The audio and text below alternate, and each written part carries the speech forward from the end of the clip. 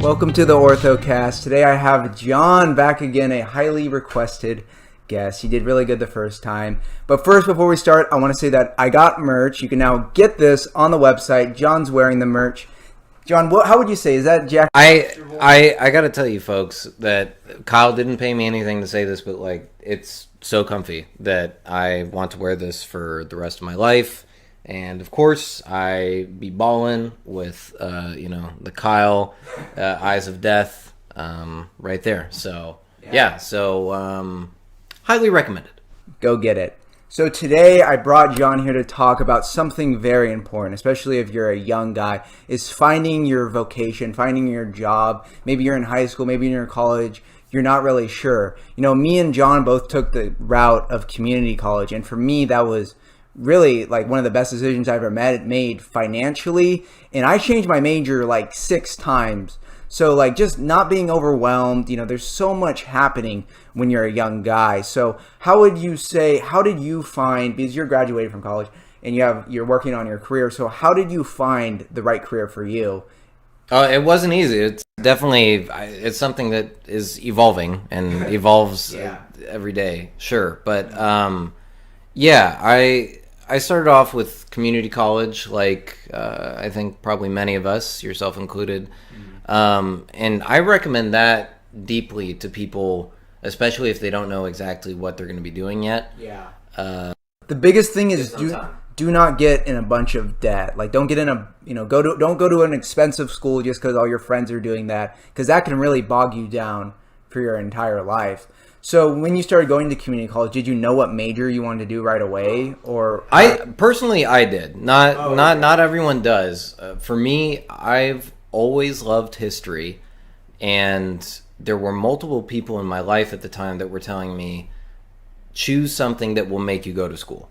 Yeah. Because part of the problem is that, you have to be inspired to go to school. Especially in public school, they mandate it. Right up until you're in 12th grade, you got to be going to school. Well, in college, it's you who gets there. You pay for the class, and then you can fail it if you don't show up. So I decided to go with history, but I didn't know what I was going to do with it. I just figured, okay, well, I'll pick history and see where it goes. Yeah. I feel like sadly today you do need a college degree to like get ahead, especially if you want to move up in your career. And there's so many people that say, no, you don't need to go to college, just drop out. But it's like, the billionaires, they went to Harvard and they dropped out. So that's a big difference. That's a huge difference. Yeah. So don't just like, oh, Elon Musk said not to go to college, so I'm not going to go to college. Okay, you should have a plan if you're not going to go to college. Find a trade, find something, start your own business, like maybe just something small, not necessarily something that's going to be a full-time income, but just a side income. There's lots of side hustles you can do. But whatever you do, have a plan. And for a lot of people, just dropping out is not a good idea. You should stick with college and at least, get your degree. Because at first, I did not like college. I felt like it was a huge waste of time. But I feel like college is so good because it gives you kind of like 4 years just to kind of like, where you're not just forced. I mean, a lot of people do work part-time. 4 years ideally. Yeah. I'll tell you that I was on the 10-year bachelor track. But yeah. And you still finish it. That's what important, because that's what employers want to see, is they want to see that you're able to commit to something and do it. That's what it's about. It's just like a certification that you can commit to something and then do it. Because a lot of jobs, like, you don't really even need to know what you learn. Like what I ended up doing in like an internship, the employer literally said, whatever you learned in school, it doesn't really matter. We're going to teach you everything. It's literally, college is just like a shit test to see how much stuff you can take on and still deal with it. And I think that's an important point that you made about, it being sort of a shit test, right? Yeah. It is, but you should also use that opportunity to learn about things that, well, one, could be of some use in your career, but then 2, something that you're passionate about. Yeah. For myself, there were classes, I would say a great majority of my classes were maybe not really relevant to my own personal development, not really relevant to my professional development, and maybe more so than I realized consciously. Yeah. But there were certainly ideas that I was exposed to, whether or not they were ideas that I accepted, but even just getting ideas that would sort of like challenge your own. That was helpful, I think, to expand your worldview. And I think at a certain point, the expanding your worldview does have to sort of, you have to narrow down and choose what is your worldview at a certain point, right? Because the subjectivity, you can end up in this barren wasteland of everything's subjective and everything doesn't mean anything. But I'm going on a tangent about it, but get exposed to a lot, right? That's the best thing, is like you're just exposed to so many different things. Like when I first started, I'm like, why do I have to take this random general ed class? But now I'm like, I am grateful for that class. Like that class was really interesting and helped develop me as a person. Like just little things. Like I took an Italian cinema class. I took a Totally. It's the little ones like that. At a community college, I took a sci-fi lit class, and the sort of like literary analysis that we'd done on Frankenstein and Frankenstein's monster, the concepts of Heimlich and unheimlich, like weird things that you just remember that end up sort of popping up in weird places that you're like, oh, well, actually, this is a great conversation starter. Or, oh, well, I actually have some knowledge on this because I randomly got exposed to this in a class. And that leads me into saying that if you have access, so for someone like me, when I went to community college initially, I'm still pretty poor, but I was so incredibly dirt poor at that time that it was for free, right? And if you have a setup like that, or family that's willing to pay for you to go to community college, go do it. Even if you're not going to go pursue a bachelor's, you'll take an Italian cinema class and become a more interesting person. And then other classes, like I took like an assertiveness training and then also public speaking. They don't, you're like, why am I taking this? But I'm like so grateful for those. And like classes that make you do presentations, it's like those, and you're learning those important life skills. But you can also learn those in like, like a job. So that's why I think it's also important to have like a part-time job or something while you're working, because you learn so much and just working. While you're going to school. We've both worked in customer service. Yes. Learning to deal with people is so important. A lot of that you don't learn in school. So it's all about being a well-balanced person and kind of having that time in college just to like explore different ideas and not just instantly be bogged down by just having like a 9-to-5 job. And maybe you'll disagree with me on this, but I kind of think that it relates in some ways to Christian humility and deference to, so let's say you're, 16, 18 or something like that, and you get your first job, you get to learn, right? You get to learn what it's like to be at the lowest rung of the totem pole, and you learn that you have to respect these people, and a lot of times you're going to have to respect people that, there's nepotism, they get promotions when it really should have been you. And learning to sort of bear those things, to work through them, to pray through them, to have patience, have trust in God.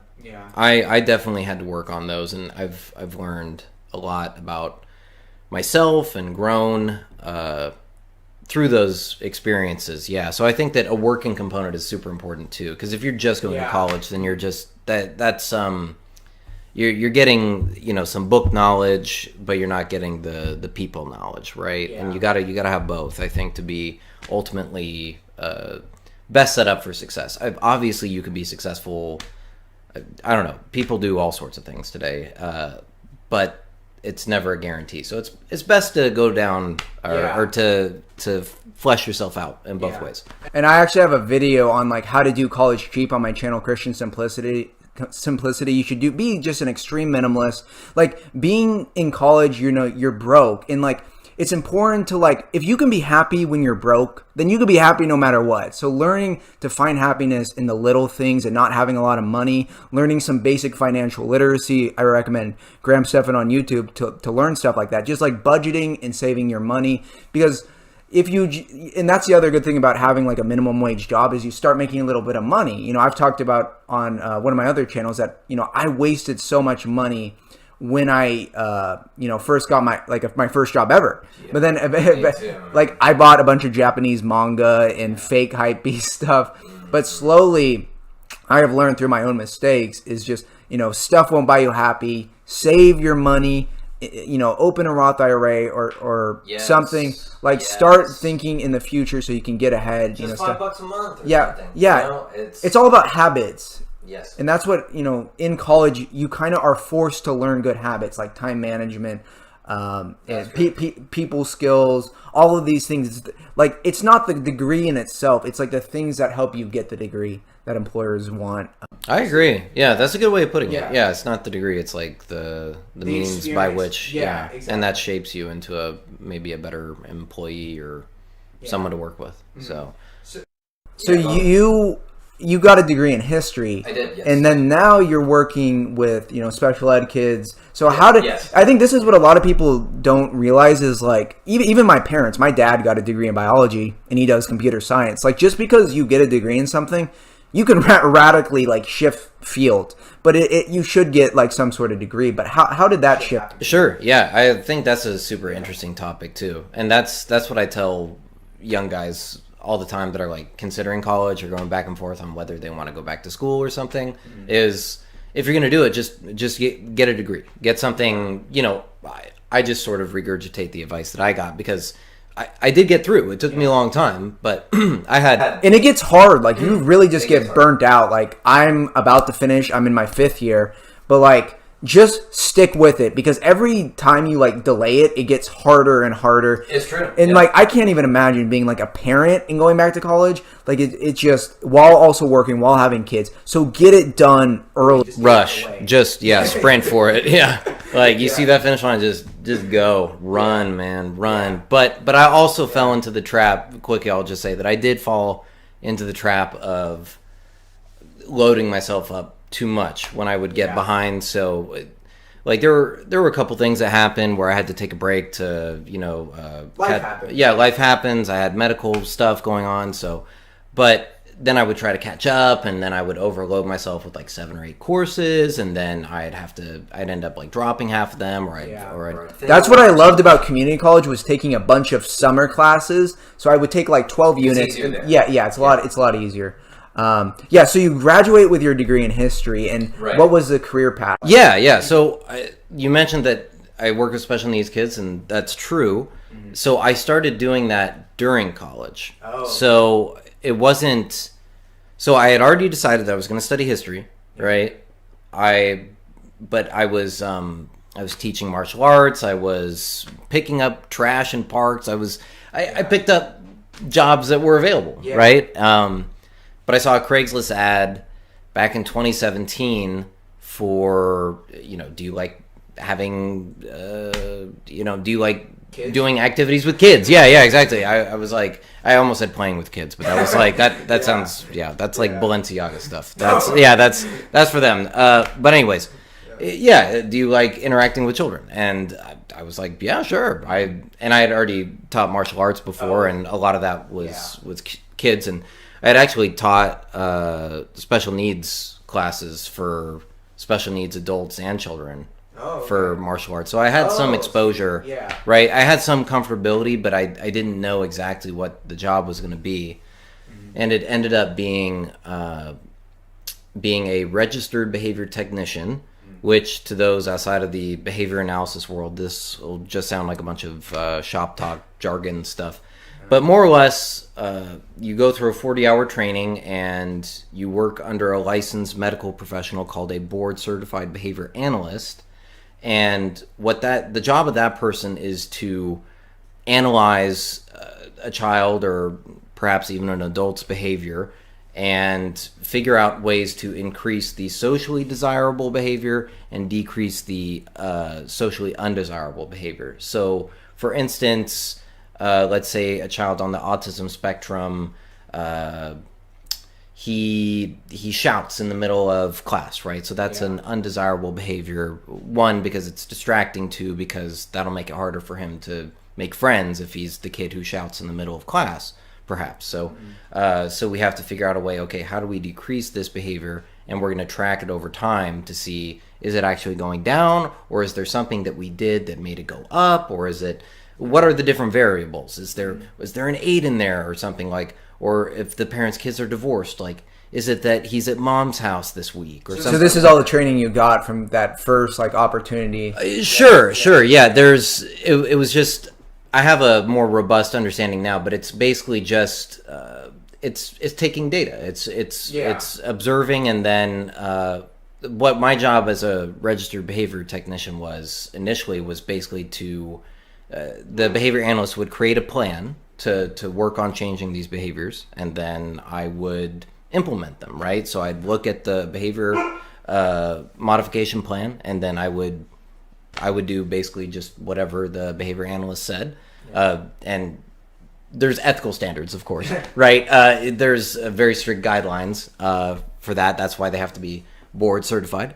And so it's been a lot of fun. So all through college, I was doing that off and on, just kind of depending on, when I went to community college for a bit, and then when I went to university, there was a time where I was taking so many classes where that work was actually maybe too much, but yeah, sorry. And then you realize that you like really liked it, and you're like, wow, this is like my career. This is like what fulfills me. Is that what you found? Yeah, I actually came very close to just being done with the career field entirely. I worked under some behavior analysts that were unfortunately what I would call data miners, perhaps. They're just like obsessed with getting as much data or having the kid.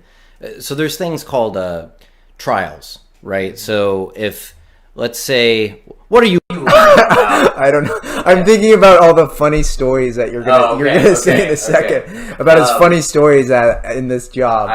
There are many. Yeah, we're getting there. Yeah. So if I'm working with a child on a program, let's say the program is discerning shapes, right? Yeah. And I'd say, Kyle, all right, here's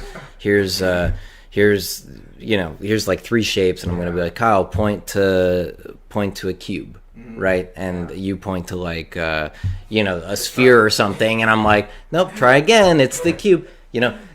I was working under behavior analysts that were just like, I want you to run that 1,000 times with the kid, and don't let them get up. Not actually 1,000 times. Oh my god! So they just cared about the data, even though it wasn't realistic to have you sit there.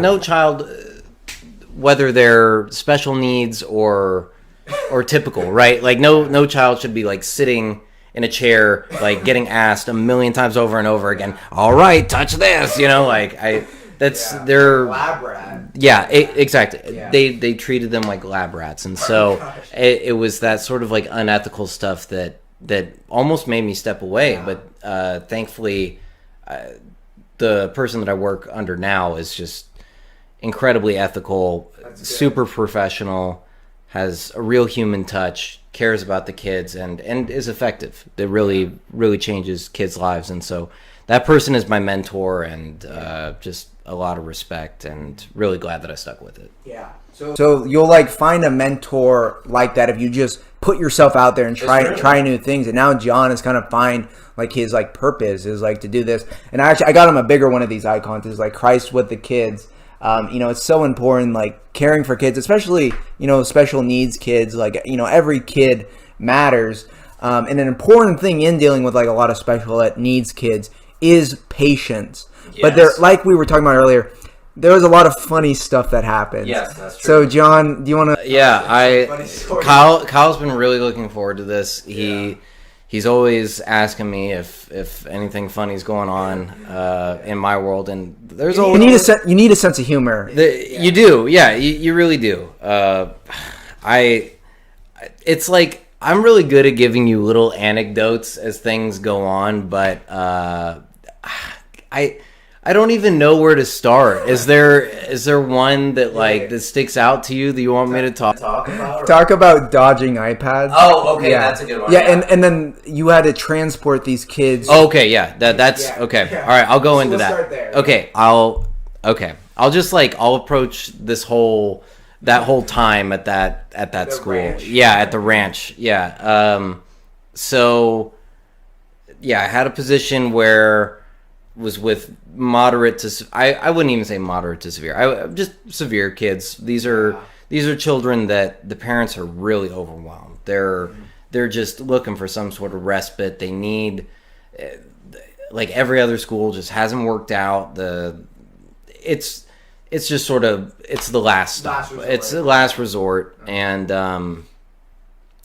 transporting the kids is even, that was a lot. You know, you'd go pick up a kid and these are some like high maintenance kids. It was like very high maintenance. Yeah, it was like middle school to 22, yeah. Right? Which I think is when they age out of being able to go to public school. And it was kids sometimes in group homes that would, take off their clothes and run down the street naked if things were not going their way that morning. And thankfully I didn't have to deal with that too much.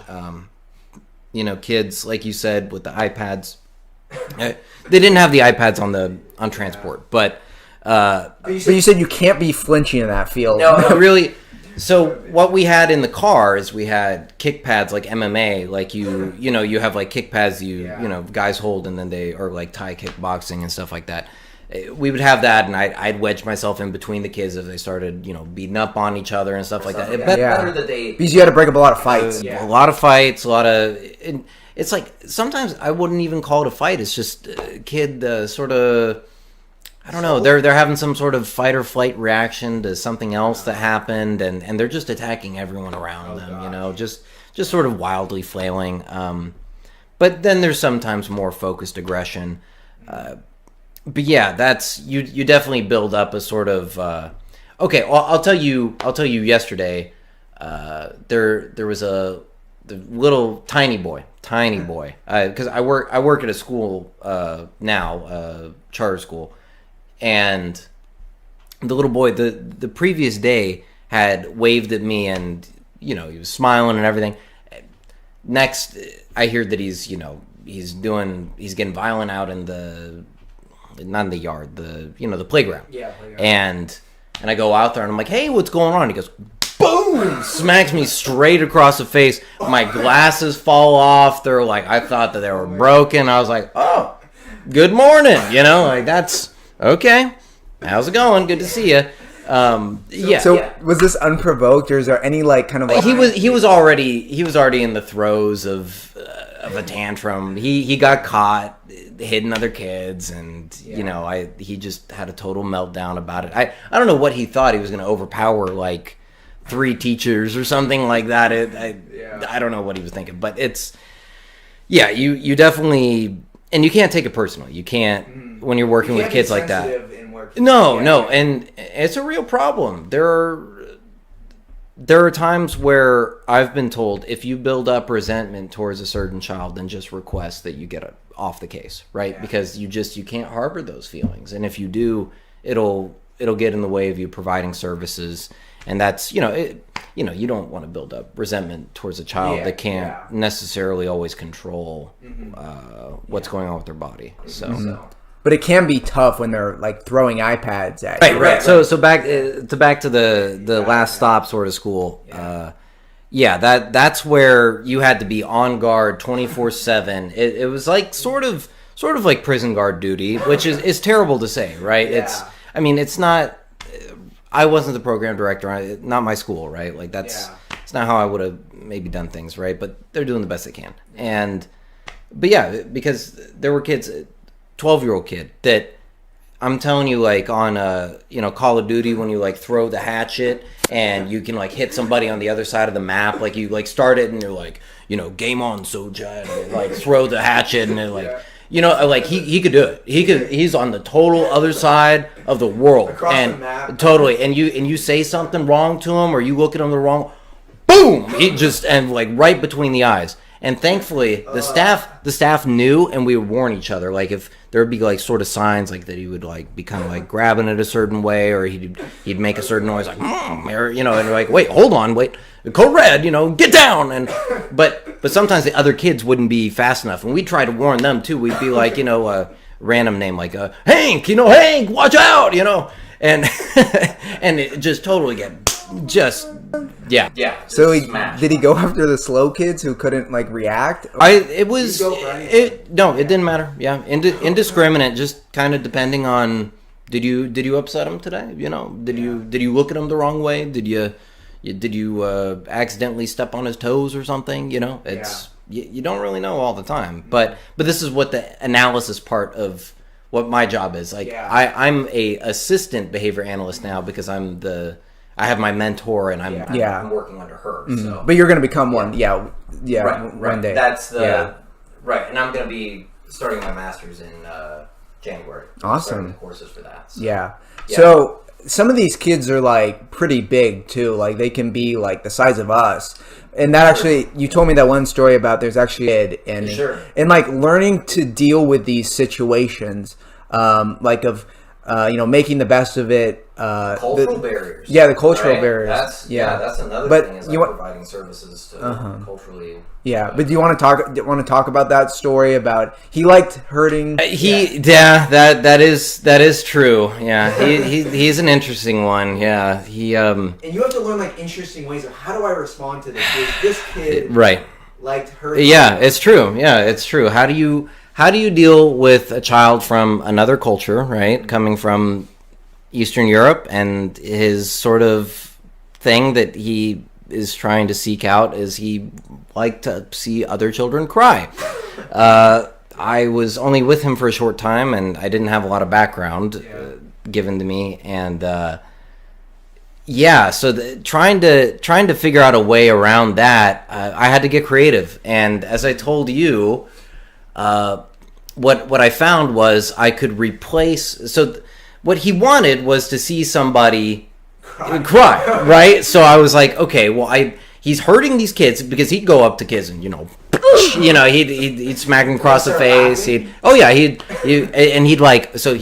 smack, and then he'd like, are you crying? Like he's kind of like he's waiting for the tears, or is it coming? And it's tough, right? Because you want to think like, oh, that kid is terrible or whatever it is, but unfortunately something along the line got reinforced, or he saw something on TV. Like there's so many things when you don't know their home life or where they're coming from, you just don't really know where it came from. But the solution, after saying all that, is I cried. That was it. You were an actor. You played. I acted.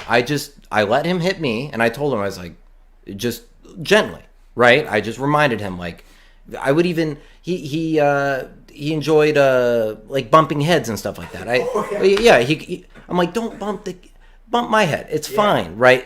And I taught him how to. You took all the pain, right? But I taught him to request it instead of just like venturing out and hurting children, and then children don't want to be around him, right? They were terrified, right? So, but when it gets to the point where you sort of, it's called shaping. In my field, we call that shaping of behavior. It's real science, okay? And basically, what I shaped it to be was, okay, well, you want this. All you have to do is come up to me and say, Mr. Jonathan, I would like crying or headbutting or whatever it is, and then I would do it, and then I'd go, no, and he would think it was the greatest thing that ever happened. He'd be laughing, he'd give me a hug. You thought it was great. So you have to get creative, and I don't know how many other people had thought of maybe doing that, but studying in the field that I'm in, you learn some of these tricks. You have to be creative because ideally he wouldn't learn that behavior in the first place, but you have to make do with what you have. I think the other thing you said is that if someone opened the door, he would have to close it. Totally, It's a very, very like OCD thing that like if they open the door, nope, gotta close it. Like all sorts of things, like different noises. That one, I don't want to give too many details, to protect the kids, but there's so many kids with so many little funny things, And today, one of his secret weapons is singing. Oh yeah, so tell us about that. Yeah, you wouldn't have thought that. Well, I've I've dated a couple gals that, man, I'm like, you know, you're really beautiful, and I really enjoy spending time with you, but please don't sing around me ever again. You know, I've met people like that. Okay, I've been there, but I feel like I can carry a tune. Okay, and but for some reason, sometimes the kids they hate my singing. They hate what I'm singing, and one of the ethical guidelines that you have in my field is not to. It's not our place to necessarily punish kids, right? It's we have to get creative with it, right? But I can deny them access to things. So let's say they like watching YouTube videos, they like playing with Legos, they like, you know, whatever, right? Paint. Well, then I can say, okay, well, if you don't do your work here, or if you don't, you know, go over here or do this or that, well, then we can't have this. That's a contingency, right? It's like, you do this, then you can earn that, right? Instead of, you know, the 1950s parenting way of like, okay, well, you didn't do this, so now I will bring out the belt. We don't have that option. So, which is good. I mean, it's not like I want to do that anyways, but so what I found is they hate my singing, and so what I'll do is I add an aversive stimuli to the environment, and that would be my singing. So if a kid's having a meltdown, they don't want to do their work, I will take the work with me and follow them around the room or wherever they're going, and I'll say, okay, well, whenever you're ready, we're going to do it. And they'll say, no, I hope you die, whatever. And you know, sometimes kids say the darndest things. You never know, right? Or or they're just screaming or whatever it is, right? It's a tantrum behavior. And I've been working on the railroad, so on and so on, A, B, C, D, E, F, G. And I like to add this at the end. I'll do it. And next time, blank will sing with me. No, I won't. I'm like, come on, next time you will. Wait, yeah. And so they're like, stop, Mr. John. Yeah, and I'll say, okay, you would like me to stop singing? And they're like, yes. I'm like, okay, well, look, let's make a deal. You do your homework, or you put back whatever toy you're not supposed to have right now, or whatever it is, or do the chores that mom asked, and then I'll stop singing. But in the meantime, there's nothing wrong with me singing to pass the time, okay? So I'm going to keep singing, right? And so that's what I do, coming around the mountain when she comes, and all that good stuff. And bringing fear into these. Yeah, they hate it. It's like I have But these are like. It's like The Exorcist, and I have like a cross, you know, and it's like, you know, like it's terrible, but you know, it's for the good of the kids. Ultimately, trust me on that. Yeah, and so do you feel like you're making a difference? Because that's what's really important. Is like God made you good at something. You have a skill that can be useful. And like some people, if they had John's job, they would hate it. They would not. Sure. They would have resentment towards these kids. But John has found a way to like thrive and to really enjoy it and like enjoy it. It has a lot to do with, you know, the icon that you had showed, which is one of the best gifts that you gave me. He got me a bigger size one of those, and I look at that every morning. That's my inspiration, right? Like that's. Children, right, is I want to embody that, because that's such a huge thing that our Lord teaches, right? Is to, you know, I mean, what does he say about, you know, those who lead the little ones astray, right?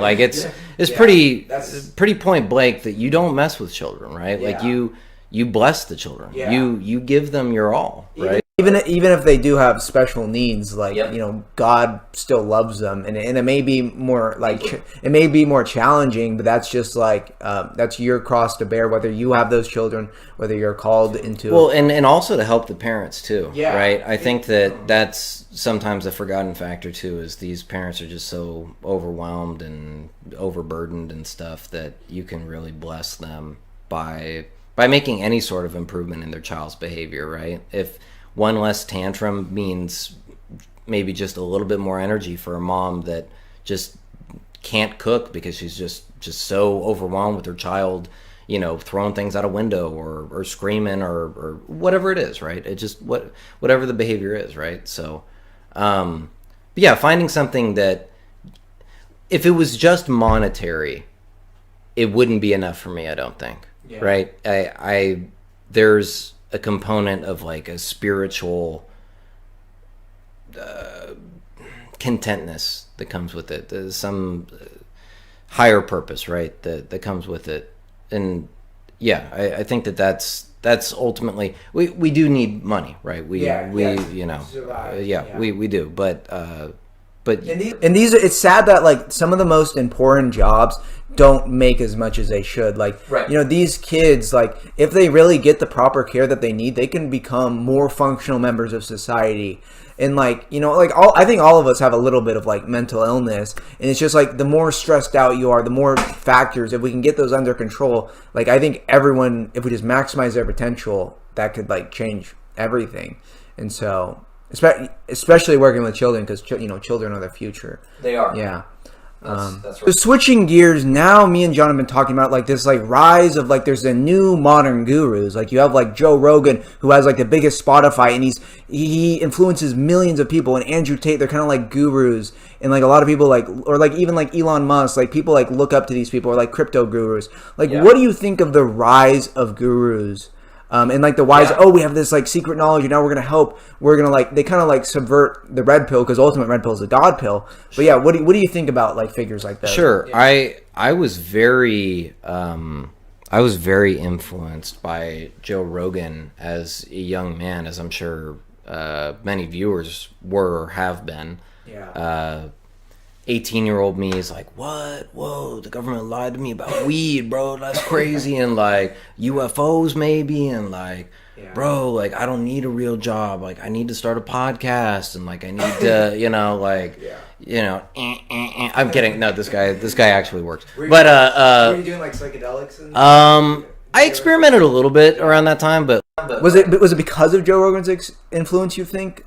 I think that, and like some people that I was hanging around, that too. But I think it was a big wave. There was a big wave of that kind of stuff that like, if you like take mushrooms and have a podcast and like you'll transcend capitalism or something like that. Like, which of course like turns out to not be true, but it's a nice pipe dream. And then Andrew Tate is maybe this like new sort of reactionary form of a Joe Rogan type, perhaps. Another guy that I watched a lot when I was young was Elliot Hulse, and I don't know how many people are familiar with him, and I kind of go back and forth on him, because there is some really good stuff, and I think that he's Catholic, but he's been reading a lot of like Eastern fathers and stuff like that. So he's been, he's got some icons and stuff like that. So I don't know, he's getting closer. Yeah, to truth maybe, but that's what I've noticed about gurus is they'll kind of take, you kind of find out the world is a lie, and you're willing to believe other people. Yeah. But you can easily end up in the hands of the wrong guru, right? Or like that's why you need to put your faith not in just one person, but the church and the church fathers. Because like, I've done that in the past where you like just think too much about like, like one person and then, what they're giving you, the knowledge they're giving you. But you need to be more well-rounded.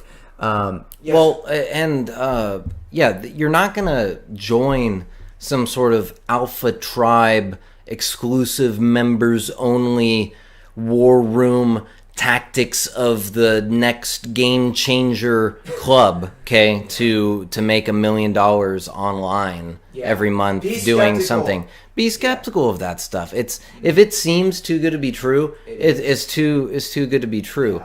And that's what these guys oftentimes, not Joe Rogan, right? But that's a different ball game that he plays. But there are different guys like Andrew Tate, right? And I knew even when he was calling himself an Orthodox Christian, I was like, well, he didn't even say he said, I guess I'm an Orthodox Christian. Like he never. Sure, and to see so many people in, I guess, the online Orthodox community really buy into his stuff and to buy in, just like to really like embrace him and defend him and stuff like that. I mean, It's I've like, done that in the past too, like being too favorable, and so like, be skeptical. Be skeptical. Be skeptical, right? And like you said, what the best way to go is to stick with the church, right? Yeah. The church ultimately has the proper examples of masculinity, right? We look at first and foremost our Lord, and we look at the lives of the saints. We have Old Testament prophets and biblical figures and stuff like that we can model ourselves on. Yeah. And just talking to your priest. And those are timeless. Those are timeless. Absolutely timeless. And universal. Yeah. Like, is anyone going to remember, Andrew Tate or that's Joe Rogan? I mean, in 1,000 years versus we're still reading all of these great church fathers thousands of years later. Like, if you want to be timeless and remember forever, become a saint. Like, work towards your sainthood and not just serving the world. But actually, you brought up an interesting thing that, when I got out of high school, I really wasn't sure what I was going to do. And like I said, I just went to community college because I didn't know what to do. But I also did kind of like dabble in like all these get rich quick schemes. Like, there's like, there's Forex trading, there's crypto trading, there's drop shipping. Yep. And so, and all of these things, like he's saying, if it seems too good to be true, be very, very skeptical. Even if you look at like job sites like Indeed. I've been scammed. Yeah. I've been scammed. I've legitimately, I've gone on there and it looks like a legitimate company and I'm going to start doing work for them and stuff like that. And it's totally bogus. They want you to start transferring money around and stuff like that. And it's, you really, it's the fallen world that we live in, but unfortunately you do have to be skeptical. That's the reality. Is like, when you're young, you want to take shortcuts to of how, like, I remember looking at Indeed and I'm like, in like all these job websites, and it's like, oh, you can get $100K a year doing a sales marketing job. And I'm like, oh, that'll be easy. No experience. Sell solar panels, no experience needed, $100,000 a year. Yeah. What they don't say is it's like only the top 1% of earners. The rest are probably making like minimum wage or. That's how I got roped into selling insurance for a while. Is they sold me on how much I could make, and like, oh, you're such a personable guy. You could, you'll make. 65, for $65K this year, but next year, we're talking 6 digits here. They just hold it over your head that you're gonna earn more money. Just Yeah, and then if you don't, it's just, well, you weren't hungry enough, son. You didn't lie to enough people. Sorry.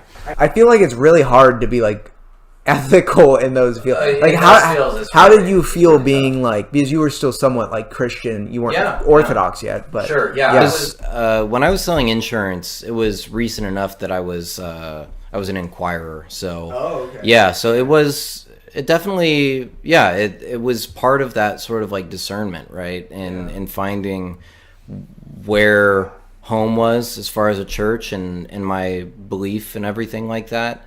That was definitely a step, right, to ask myself, like, is this like part of who I am and who I want to be? So and who knows, maybe you can be an incredibly successful ethical salesman. I think you can. It's just all about finding a good product. I mean, it is harder to find good Christian companies to serve. That's why, like, when I'm selling like merch or something, I'm like, would this be something that actually like improves your life, or like something that is good? I mean, I think it's cool merch. It's a a comfy hoodie. Again, like, I don't feel bad. So comfy. Yeah, it's ridiculous. Like, I don't feel bad selling it versus like if you're selling someone like an insurance plan or something that they don't need. It's like, I don't know, but just sales isn't inherently evil. It's just you got to find something that you support, that you're passionate about, and that's that goes back to what we've been talking about. The theme of this is just finding your purpose. Trying a lot of different things. John tried a lot of different. You said you were cleaning up trash in the park at one point too. Straight up. That's like, I worked in a. I had people laugh at me for that too. Really? Yeah. Oh yeah. I remember I was crushed. There was a girl at a coffee shop. I was like talking to some friends at a coffee shop, and they were asking me, because I like just got off work and I had like a landscape uniform on or something, and they're like, so what do you do? And I'm like, oh, well, actually, I'm like cleaning up the parks and the in this like vicinity, on the weekends. Like, that's my side hustle. And this gal just started cackling, cracking up, like, that is ridiculous that you pick up trash. You pick up trash for money? Like, it was... Yeah. You know? But that's actually making a difference. Like, making the park clean. Yeah, and I love those parks. Yeah. So that's, like, the biggest thing is, like, you know, when you're young, try as many different jobs as possible to see what you like. Like, I worked in a restaurant. That was a really interesting experience. Don't want to work customer service. Well, yeah, you learn about yourself, right? Yeah, you learn what you're good at, what you're not so good at, what might fulfill you, what might not fulfill you. Yeah. And another thing I did was trying a lot of different volunteering opportunities, which every young guy should do. It looks good on your resume. There's every food bank near you, I guarantee, needs help. Yes. There are so many... your church needs help, too. Yeah, your church needs help. Start a ministry at your church. Especially, I'm just like, if you're a young guy, like, don't just waste your time playing video games. I wasted so many times. Yeah, let's touch on that a little bit. I would love to. Yeah. Let's touch on that. I feel like the anime video game prawn, sort of. That sort of thing. Highly online too. Like, and high. I am on Instagram too much, but yeah, it's tough, and the truth is, like, I enjoy playing video games. I find women attractive, and what was the other one? Anime. Oh, anime, and there are some anime that I enjoy watching. So it's like everything in its right place, right? Moderation, moderation. Well, obviously you don't want to like moderate like porn, but you know what I mean. But like it's okay to be attracted to women, right? You know what I'm saying? Like, but yeah, it's that's what I struggled with so much. Is like, I remember, you know, I had all this free time, you know, when I was going to community college, because you do have a lot more time in college. Is like, you know, I would just... And you don't have a family, too. Yeah. And I was just... All my friends were watching anime, so I'd watch anime. They were playing video games all day, so that's what I would do. And then, you know, like, drugs and vape. And then, you know, just browsing, you know, 4chan and Reddit. And I have... That's almost worse than looking at porn, I think. Yeah. Honestly. Yeah. I've seen things on 4chan that, like, you just can't unsee.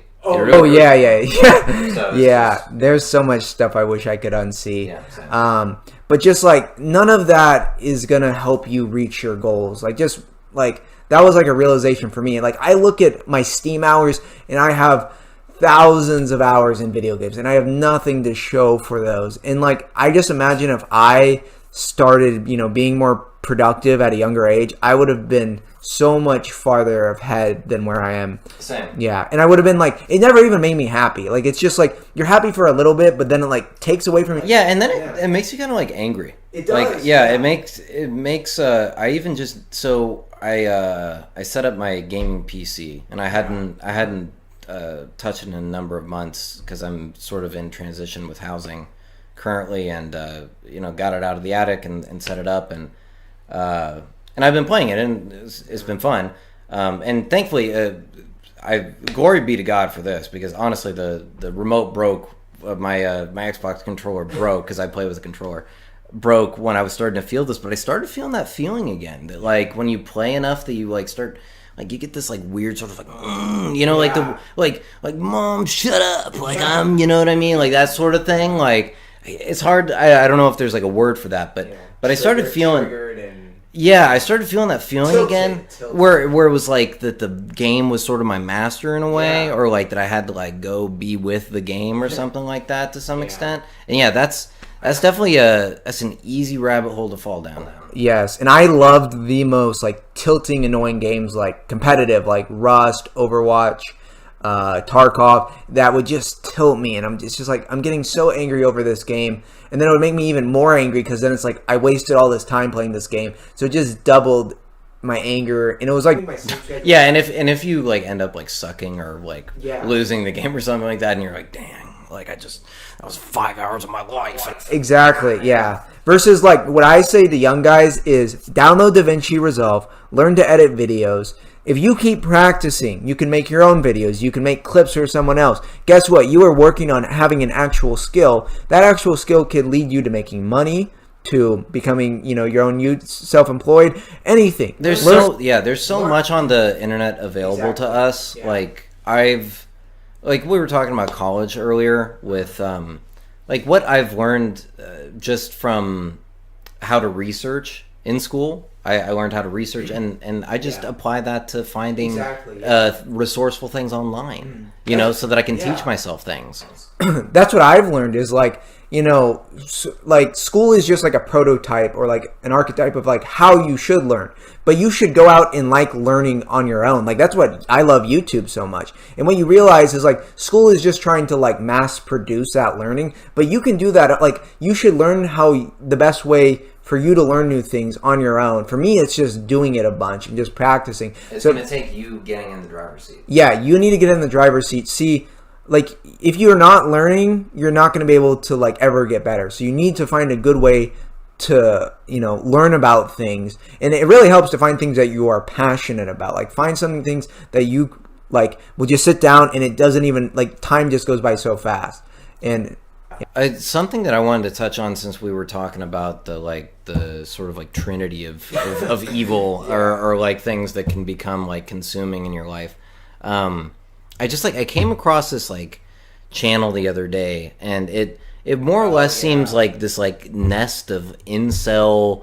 Like an actual incel. Yeah. They throw that. Well, yeah, that one's sort of like what cracks me up is like anytime like on Instagram or something, if I disagree with something, it'll always be like, I bet you get no women or something like that. It's like, well, even if I didn't, right? Let's say that I've never had a woman interested in me in my life. Like, my opinion is probably, like that doesn't devalue somebody's worth, the right? Proud, unironic incel. Yeah, no, like proud. Like it's scary how many views like some people get on these weird like, and it's just them playing video games talking about how they're a sub 5 ugly neat or I hate this job and I'm trying to get through this world, blah blah blah. It's just a defeatist mindset versus like they should read the lives of the saints. Yeah, as an Orthodox Christian, you can't complain. You have to, whatever bad thing happens, you have to be like, thank you God that this is my challenge and not something else. You need to be grateful for everything. And somebody certainly is going through something way more challenging. Almost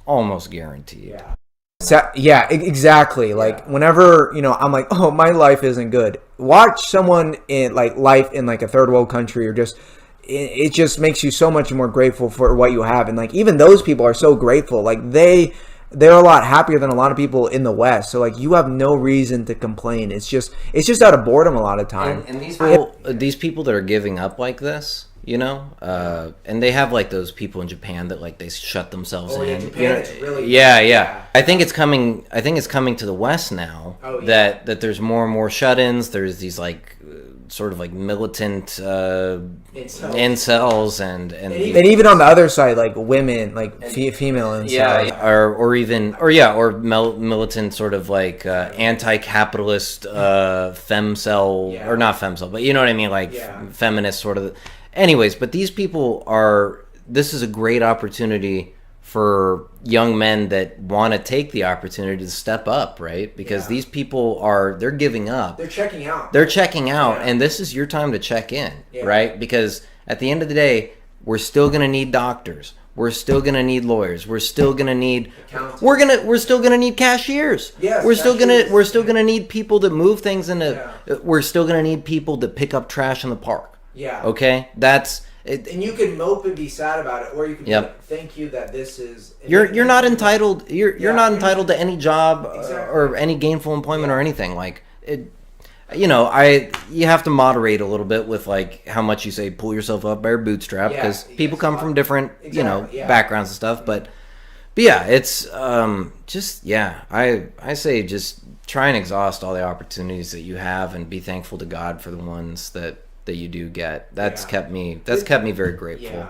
Because a lot of this is just out of our control, and like you can't just complain about it. That's the big thing. Just don't be a complainer. Don't be doom-pilled. Always know that you can't control your like everything in life, but you can control how you react, and that's the important part. Because like it is a sad reality. Like Jordan Peterson has talked about this. Like society, like the top men are getting like all the women, and like I don't know, it's not like equally distributed anymore just because of like globalization and the internet. Like that they even thought that it was equally distributed at any time just makes me completely sure that they're utter morons. Like do they not understand that kings have always had like 100 to 1,000 women harems? Like they had their choice of whatever little boy they wanted if they wanted it. You know what I mean? Like it's their power dynamics have been there from the very beginning. Like just because you see on Instagram Dan Bilzerian with 17 women or whatever, like you're not entitled to that. You're not. There's no reason for that. And by the way, I see sub 5 guys that like have their faith sorted out, that have like a down payment on a house, that have like a career field that's somewhat respectable, and they have beautiful wives that love their children, and they have a great life. You know what I mean? Like it's just these things are not out of reach. Exactly. Like just know that. Don't have that like, oh, defeatist, everything is out of my reach. No, everything you can do if you put the work in. That's been the biggest thing for me. Check out my Christian Simplicity channel. I talk about digital detox, and what it helped me was getting off Instagram, getting off TikTok, like comparing yourself to others all the time. Just focus on yourself. Stop comparing yourself to others. Like the more you see others, the more that you see Dan Brazilian, Andrew Tate, then you compare yourself. Like limit your time. Just delete TikTok altogether, and like really limit your time on Instagram, especially since Instagram purposely promotes like very promiscuous stuff that leads you into temptation and into sin. So just don't compare yourself. Literally, if you just get off the internet and you start living in real life, then you only look at the people around you, and then it's a lot more even, it's a lot more fair, and just focus on yourself. That's been the biggest thing. That's what you've been doing right now, is like just focusing on yourself. You're starting to hit the gym, and you're starting to work towards your masters. Like that is what you are working on. It's just constantly improving yourself. And it's like, if I was comparing myself against if I was comparing my earnings against Elon Musk, well, then I'm doing terrible. If I compare my body against peak Arnold Schwarzenegger, I'm doing terrible. Or even just like people from your high school or something. Sure. Like, oh, they're doing this right now. Just don't look at them. It literally. It doesn't matter. And I've seen people from my high school that look like they've taken off and have started successful companies, or they're in a band and they're touring, and they're an international blogger or something like that. And sometimes those things don't last for long. And then I've seen people that they have mental breakdowns. And this is a lot of stuff. The business fails. You don't see that. Everyone says it. Oh, yeah. They make it look nice on Instagram. Highlights. It's highlights. Like even though everyone like says that and know that, we still look at it and compare ourselves. So I think this is a good place to end it. Maybe there's we could do a whole entire. No, I know. I could talk about this stuff for 10 hours, but we'll definitely revisit these topics. Definitely have John on again. Maybe with Nolan, maybe with someone else. We'll see how it goes. I want to mix it up. That'd be fun.